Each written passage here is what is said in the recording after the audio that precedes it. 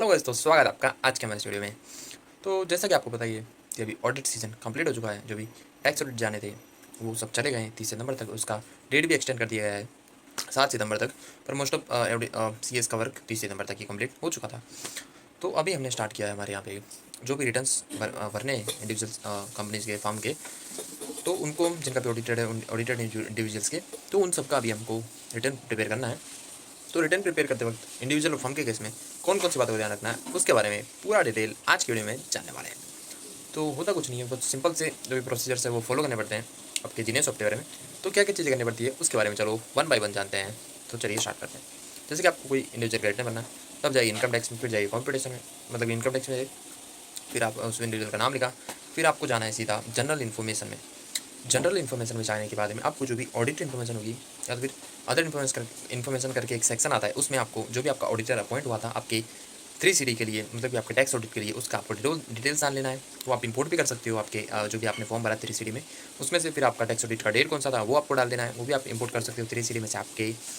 फिर अपने ऑडिटर की डिटेल सब डाल दी, और वो सब चीज़ें डालने के बाद में आपको डालना है पी एन एल आपके ऑडिट रिपोर्ट जो आपने 3CD के साथ अटैच किए उसके साथ आपका PNL मैच हो जाना चाहिए।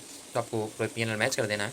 आपको वहाँ पे 3 अकाउंट देखने को मिलते हैं नॉर्मली, मैन्युफैक्चरिंग, ट्रेडिंग और आपका जो PNL होता है। तो आप PNL में जो आपका ग्रॉस प्रॉफिट आता है वो आपके ट्रेडिंग अकाउंट में से आता है। तो वो सब डालने के बाद में आपको जो भी PNL डालने के बाद में आपको आ जाना है बैलेंस शीट पे। फिर आपको बैलेंस शीट डाल देनी है, टैली कर देनी है बैलेंस शीट, और बैलेंस शीट आपके ऑडिट रिपोर्ट के साथ मैच होनी चाहिए। बैलेंस शीट डालने के बाद में जो वर्क आता है वो आता है अदर इन्फॉर्मेशन का। अदर इन्फॉर्मेशन क्या क्या चीज़ें मांगते हैं कि आपका ऑडिट हो रहा है या नहीं 44AB में, आपके कौन से लिमिट एक्सीड हो रहा है वो रीज़न की वजह से, या कोई अदर रीज़न है जिसकी वजह से आप ऑडिट करा रहे हो, वो आपको सिलेक्ट करना होता है। उसके बाद में जो भी अगर इंडिविजुअल केस में कोई अगर जो इंडिविजुअल कोई अदर कंपनी में डायरेक्टर है तो उसका डायरेक्टर वो आपको यस करके उसकी डिटेल डालनी पड़ती है कौन सी कंपनी में डायरेक्टर है। फिर आप उसका रेसिडेंशियल स्टेटस भी आपको डालना पड़ता है कि कौन सा रेसिडेंशियल स्टेटस में फॉल कर रहा है।